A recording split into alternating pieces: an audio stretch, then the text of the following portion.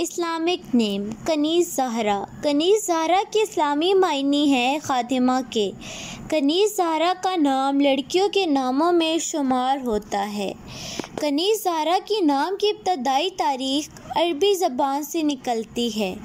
कनीज़ ज़हरा के नाम के अफराद के लिए खुशकिस्मत नंबर 4 माना जाता है।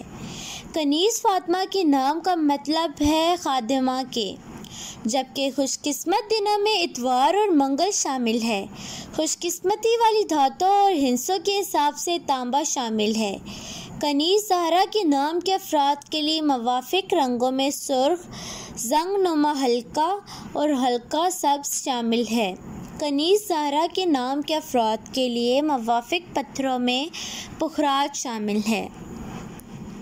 Thanks watching my video. Subscribe my YouTube channel and watching my all new videos.